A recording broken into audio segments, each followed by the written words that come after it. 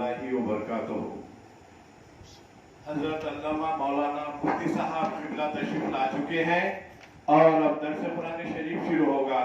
ہم تمام معزز خواتین و طالبات سے گزارش کرتے ہیں کہ وہ جلد سے جلد مدینہ اپارٹمنٹ کے صدر میں تشریف لا لیں۔ جزاک اللہ خیر۔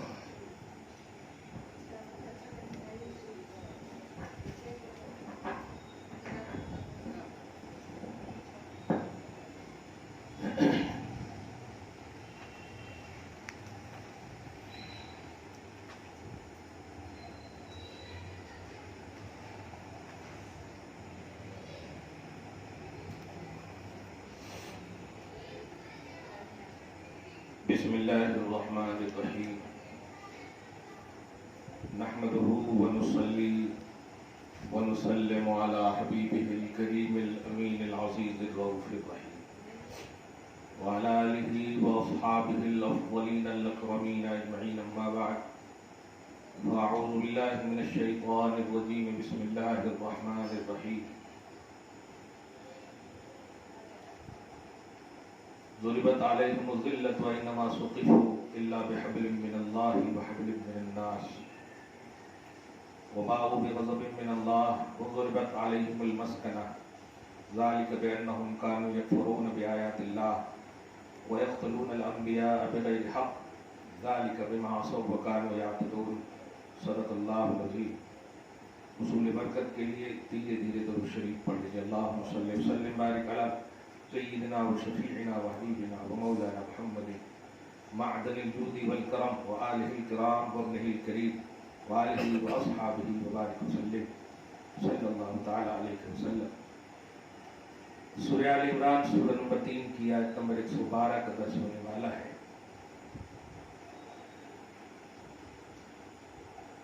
گیارہویں اور اس سے ریلیٹڈ پہلوؤں پر اگر کسی کو کچھ شبہات وغیرہ ہوں تو میں آخری میں 10-5 منٹ ٹائم دوں گا۔ وہ واقعی جو سوال ہو سکتا ہے، یہ قطعے والا سوال نہ کریں، ایسا کرتے ہو سکتا ہے۔ واقعی جو سوال ہو سکتا ہے، مثلا 11ویں سے تعلق، نظر و نیاز سے تعلق، جو بھی شبہات و شبہات پریزنٹلی آپ کے دماغ میں ہو وہ ضرور کریں۔ درس قرآن یہ سب سے بڑا مشن ہے روزے پاک، اس لیے ہم اسے کنٹینیو کریں تاکہ ان کی روحانیت خوش ہو اور ان کا فیضان ہم سب پر، ہم سب کی اولاد پر ہمیشہ جاری ہو۔ اسی لیے ہم سب کا ایک ہی نعرہ، قادری کر قادری رکھ، قادریوں میں اٹھا قدر عبد القادر قدرت نما کے واسطے۔ اللہ سبحانہ آپ سب کو سچی توحید اور سچی رسالت نصیب فرمائے۔ یہودیوں پر اللہ نے ذلت کیوں طاری فرمائی، وہ ذلیل قوم کیوں ہے، اس کی وجہ اس نے قرآن کو، صحابہ اور اہل بیت کو اپنا آئیڈیل نہ مانا، اور اللہ کی غضب کی وہ شکار کیوں بنے، فقر و فاقہ ان پر کیوں مسلط کر دی گئی۔ خود اللہ فرماتا ہے کیونکہ اس نے اپنے اللہ کے محبوب بندوں کو ناحق قتل کیا اور اس کا انکار کیا۔ یہاں پر ایک لفظ ہے مسکنہ، آیت نمبر 112 میں ایک لفظ ہے مسکنہ۔ مسکنہ کا معنی ہوتا ہے فقر و فاقہ، محتاجگی۔ فقر و فاقہ کیسے ہے ان کے پاس، جبکہ ان کے پاس محلات ہیں، اقتدار ہے، دولتیں ہیں، مگر اللہ کہہ رہا ہے نہیں، فقیر وہی ہے، محتاج وہی ہے، ذلیل وہی ہے۔ تو اسی بات کو ہمیں آپ کو سمجھنا ہوتا ہے کہ اللہ جو کہتا ہے وہی سچا ہے۔ ہم جو دیکھتے ہیں یا ہم جو کہتے ہیں اس میں جھوٹ بھی ہو سکتا ہے، اور اللہ جو کہے 100 سے اوپر بھی سچی بات ہے۔ وَمَنْ أَصْدَقُ مِنَ اللَّهِ قِيلًا، اللہ سے سچی بات کوئی نہیں کرنے والا۔ اللہ کی بات سچی، اس سے بڑھ کر کوئی سچا نہیں۔ تو اب یہودیوں کو محتاج کہا اللہ پاک، اور ایمان والوں کو عزت اور دولت والا کہا اللہ پاک۔ فرماتا ہے وَلِلَّهِ الْعِزَّةُ وَلِرَسُولِهِ وَلِلْمُؤْمِنِينَ، ایمان والے مرد ہوں یا عورت، عزت اور دولت انہی کے پاس ہے۔ اب اس کو اپنی تھنکنگ اور اپنے سینس سے نہیں سمجھنا ہے، اب اللہ پاک کے معیار عزت و ذلت کو سمجھنا ہے کہ ذلت و عزت کا معیار کیا ہے۔ تو آسان یہ ہے کہ ایمان سب سے بڑی عزت ہے اور ایمان سب سے بڑی دولت ہے، اور جن کے پاس یہ نہیں ہے، کفر ہے، شرک ہے، بدعت ہے، یہ ساری چیزیں ہیں، وہ سب سے بڑا ذلیل ہے۔ اس کی بھی ایک وجہ اور بتا دو، کیوں؟ اس لیے کہ جو چیز ختم ہونے والی ہے وہ دولت ہے، اور جو چیز آپ کے ساتھ جانے والی ہے وہ عزت اور ایمان ہے، اور جو چیز ان کے بھی ساتھ جانے والی ہے وہ بے عزتی ہے اور کفر ہے۔ عزت اور ایمان کی دولت یہ آپ کے ساتھ جائے گی، اور اسی بیس پر آپ کا حشر و نشر اور فیصلہ ہوگا، جس کا معنی وہ مطلب ہوا کہ یہ چیز بہت امپورٹنٹ اور اہم ہے، ایک ہی دنیا میں کام آنے والی نہیں، ہر دنیا میں کام آنے والی ہے، اور کفر اور ذلت چونکہ ہر دنیا میں ناکامی کا سبب بنے گی، اسی لیے ان کو محتاج کہا گیا۔ خلاصہ یہ نکلا کہ دنیا میں اگر ہم فائنینشلی طور پر کمزور بھی ہیں لیکن ایمان اور عزت ہمارے پاس ہے تو ہم خدا کی نظر میں سب سے بڑے دولت مند ہیں، الحمدللہ۔ اور جب خدا کی نظر میں ہے تو آج کی تاریخ میں بول دو، تمام اللہ کے محبوبوں کی نظر میں بھی آپ محبوب ہیں، خصوصاً محبوب سبحانی عبد القادر جیلانی رضی اللہ تعالی عنہ کی نگاہ میں بھی آپ صبح و شام میں، زندگی میں، دعا میں ہیں۔ اسے پاک بھی کوئی آپ کے لیے دعا کرتے، ان کی نانی فاطمہ الزہرا بھی آپ کے لیے دعا کرتی، سارے جتنے بھی اللہ کے محبوب بندے ہیں سب آپ کے لیے دعا کرتے۔ تو ایمان کے تحفظ کے لیے ہمیں بھرپور ہمیشہ سوچنا چاہیے، کیونکہ یہ اگر ختم ہو گیا تو ساری دنیا، آخرت، قبر، جتنے بھی عالم جہاں جہاں آپ کا ٹرانسفر ہونے والا ہے، قبر کی دنیا، برزخ کی دنیا، حشر کی دنیا، قیامت، یہ ساری دنیا برباد ہو جائے گی، لیکن اگر ایمان اور عزت کی دولت آپ کے پاس ہے تو ساری دنیا آپ کی آباد ہے۔ گویا امپورٹنٹ انسان وہی ہے جن کے پاس ایمان اور عزت ہو۔ اللہ آپ کو اس شرف سے ہمیشہ مشرف فرمائے۔ آگے فرماتا ہے ذالک بأنہم کانوا یکفرون بآیات اللہ ویقتلون الانبیاء بغیر حق۔ یہ ذلت، فقر و فاقہ یہودیوں پر، مشرکین عرب پر کیوں طاری کی گئی؟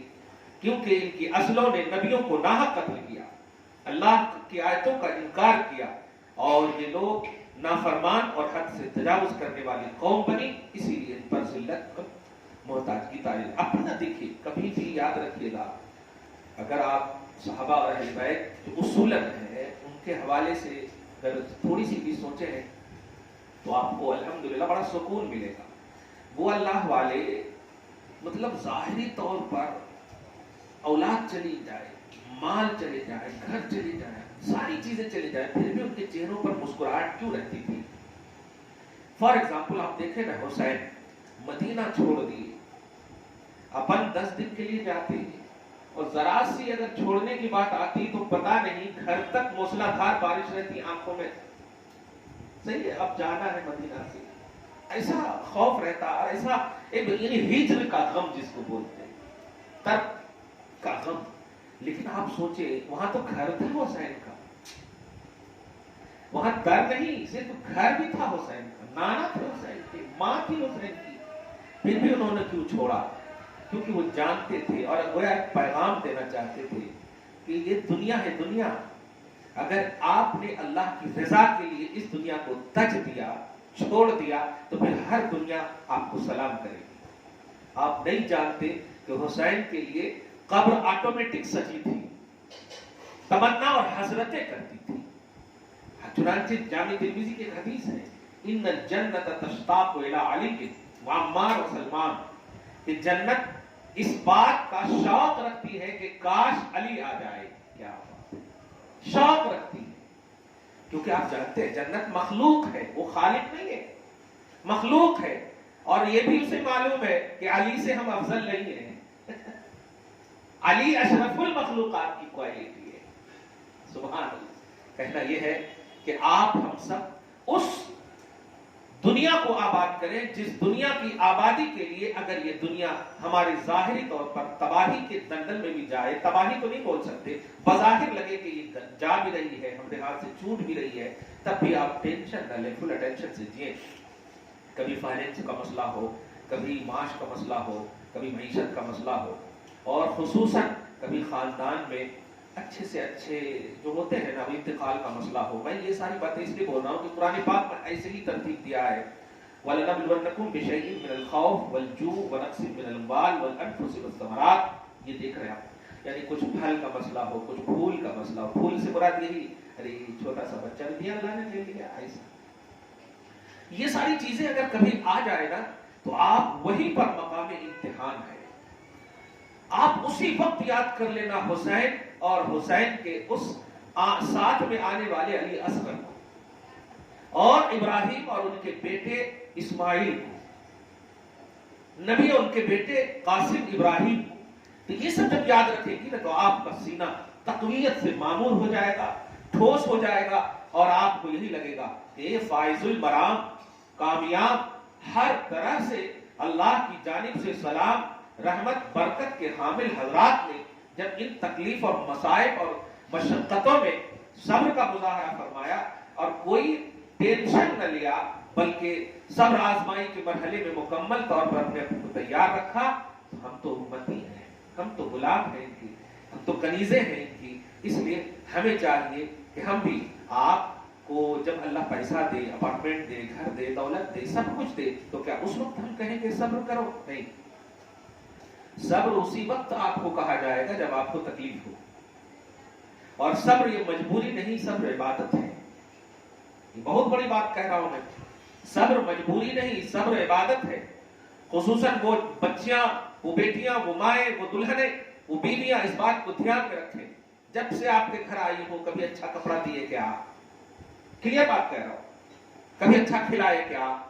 اور یہاں بیٹیاں بیوی بن کر بھی بول رہی ہیں اور ماں کو شکایت بھی کر رہی ہے، ماں بھی یہی کہہ رہی ہے، گالیاں دے رہی ہے اپنے داماد کو، تم نے کیا کیا میری بیٹی کو؟ میری بیٹیاں تو یہاں سکون سے تھی، یہ تھی، وہ تھی۔ میں پوچھنا چاہتا ہوں، آپ شریک خوشی ہو یا شریک حیات ہو؟ حیات کا مطلب ہوتا ہے غم اور خوشی دونوں میں شریک ہونا۔ کیا بات ہے، جب آپ کو خوشیاں مل رہی ہیں تو آپ شریک ہو۔ اے بیٹیوں، کبھی باپ کے چہرے سے آنسو کو دیکھو، جو چھپ چھپ کر وہ روتا ہے اور تمہارے لیے سکون کا سامان مہیا کرتا ہے، اور تم ہو اپنی ماں کے پاس شکایت کرتی ہو، کس گھر میں ہم پیدا ہو گئے، کبھی ایک کپڑا اچھا لا کے نہیں دیا باپ نے۔ تم کیا جانو کہ وہ کیا کر رہا ہے تمہارے لیے؟ اگر تمہارے سکون اور تم سے محبت نہ ہوتی تو تمہیں پروان کیوں چڑھاتا؟ وہ جنم دیتے ہی وہ مار دیتا تمہیں۔ لیکن کبھی باپ پر بوجھ نہ بننا، کبھی شوہر کے لیے تکلیف کا سبب نہ بننا۔ اگر غم ہے تو بالکل ساتھ ساتھ رہو، بانٹو غم کو، اور خوشی ہے ساتھ ساتھ رہو، شامل رہو خوشی میں۔ یہ پیمانہ حیات ہے۔ حیات کا مطلب ہی ہوتا ہے غم اور خوشی۔ اگر یہ دونوں میں آپ شریک نہیں ہیں، لیول جو بھی ہو، باپ کا لیول ہو، بھائی کا لیول ہو، شوہر کا لیول ہو، کس کا بھی لیول ہو، ہر ایک غم اور خوشی، ہر محفل میں آپ کو شریک رہنا ہے۔ نہ یہ کہ صرف خوشی میں، نہ یہ کہ صرف آپ پازیٹیوٹی میں، ہر چیز میں آپ کو شریک رہنا ہے۔ تب جا کر کے ہر چیز سے مراد جو صحیح چیز ہے، غلط کام میں شریک نہیں رہنا، صحیح چیز ہے، صحیح چیز سے مراد میں تفصیل دے دی۔ ایک باپ بحیثیت باپ اپنی بیٹیوں کے لیے کیا کرتا ہے، جب اس منزل پہ آپ پہنچو گی تب آپ کو سمجھ میں آئے گا۔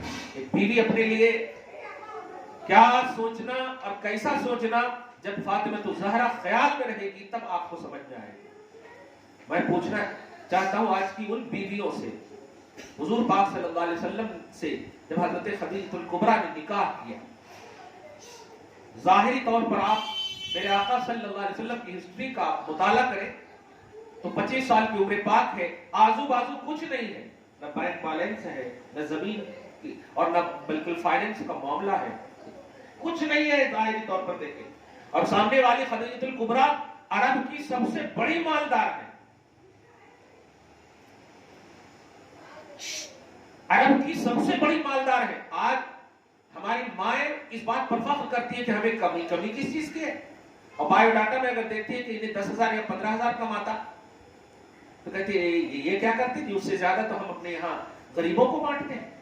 میں یہ نہیں کہتا کہ آپ اسٹیٹس کو نہ دیکھیے، لیکن معیار سمجھیے، دینداری سمجھیے۔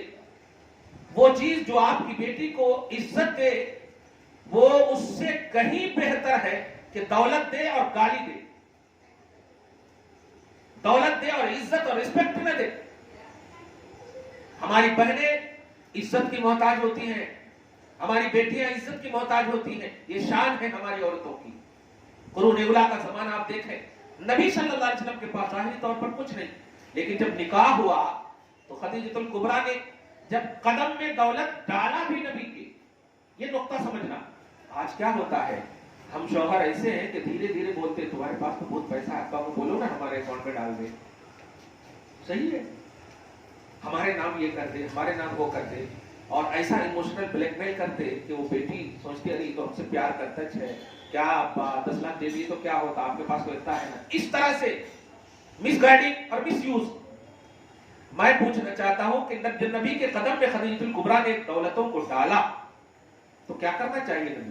اپنی جتنے بھی ہیں خاندان میں سب کو اپنے نام، ان کے نام، ان کے نام، اور مست روز، لیکن نہیں، اگر غور کیجیے گا آپ تو وَأَمَّا السَّائِلَ فَلَا تَنْهَرْ کا ایک خوبصورت عنوان بنتا ہے کہ آپ نے ڈالتے ہی سب خیر خیرات کا ایک عنوان ڈالا۔ ایسا مطلب سائلوں کو، فقیروں کو، یتیموں کو اس طرح سے آپ دیتے کہ ایسا لگتا کہ آپ باپ سے بھی بڑھ کر، اور بے شک ہے، بے شک ہے۔ کچھ صحابہ تو ایسا ڈیپینڈنٹ ہو گئے کہ وہ نبی ہے نا، دیں گے اور دئیے بھی۔ یہ ہوتا ہے شوہروں کا عنوان کہ اگر بیویاں مالدار بھی آئی ہیں تو وہ میرے لیے نہیں، وہ دین کے لیے آئی ہیں، ان کے مال کو دین میں یوز کیا جائے، نیکیوں میں یوز کیا جائے، نہ یہ کہ اپنے نفس کے لیے یوز کیا جائے۔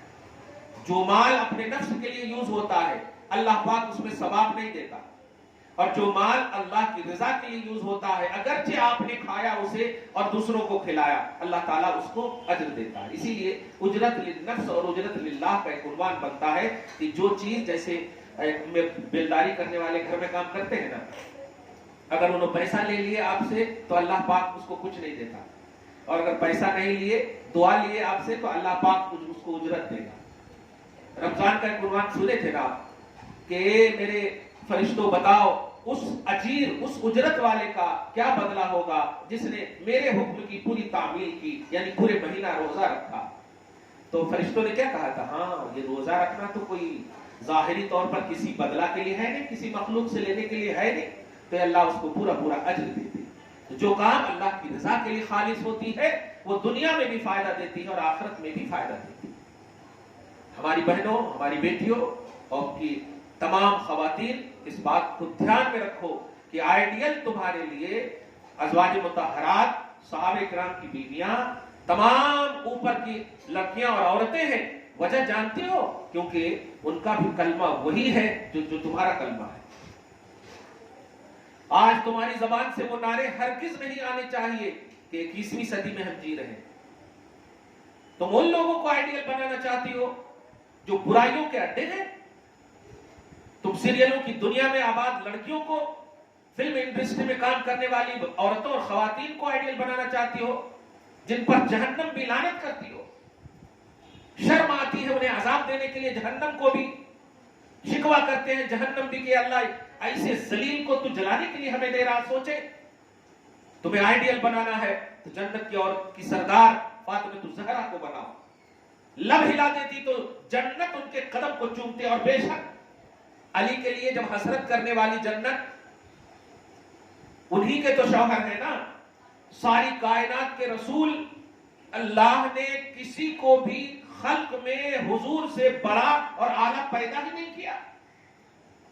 مخلوق میں سب سے بڑے شخص کی بیٹی صلی اللہ علیہ وسلم و سلام اللہ علیہ رضی اللہ عنہ، مگر فاطمہ الزہرا کا عنوان کیا سوچتی ہو آپ؟ کبھی بھی کھانے پینے کا عنوان یہ مجبوری نہیں ہے۔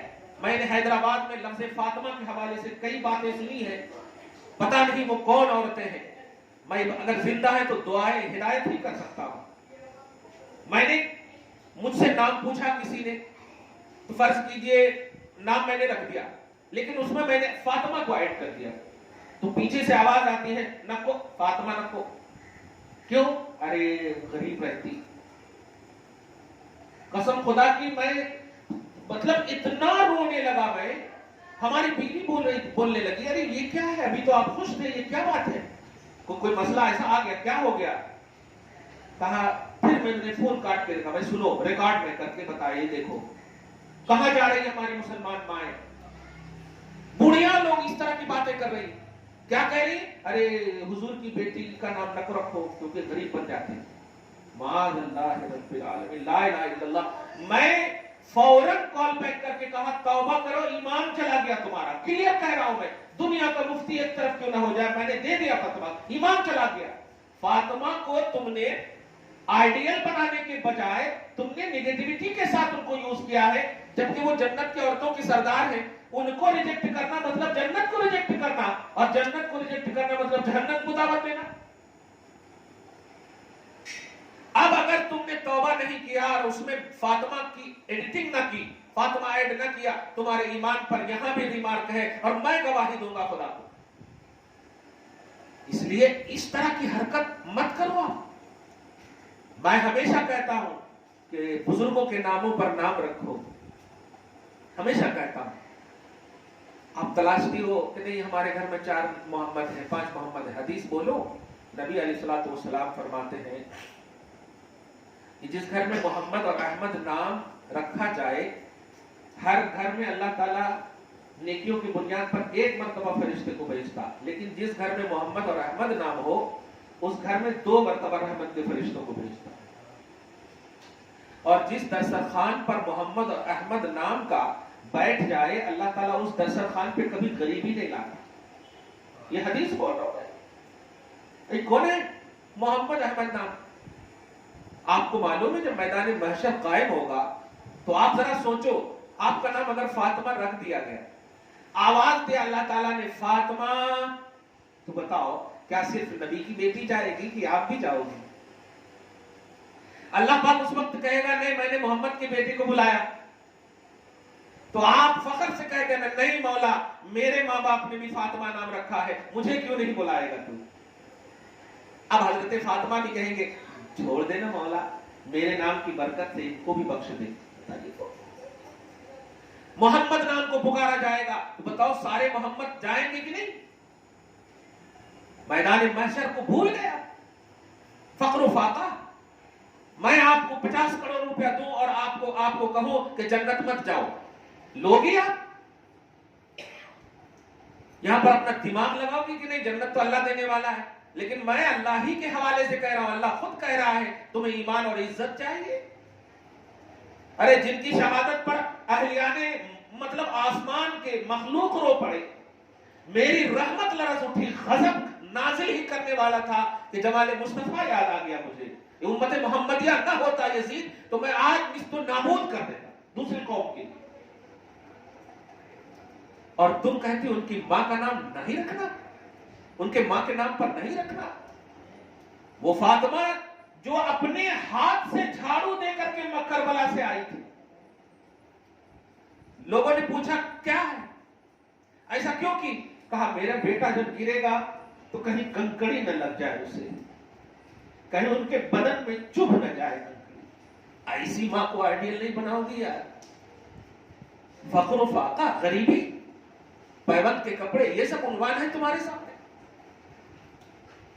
मैं लानत नहीं भेज सकता, लेकिन ये जरूर कह सकता हूं कि अगर कामयाब होना है, तुम्हें खुदा तुम पर फख्र करे, फरिश्ते फख्र करें, अल्लाह के महबूब बंदे तुम पर नाज करें कि वाकई कनीज़े फातिमा है, वाकई मुस्तफा की ये कनीज है, वाकई घराने वाले मुस्तफा की चाहने वालियां है। फरिश्तों इनसे सवाल मत करना, इनकी इज्जत करना।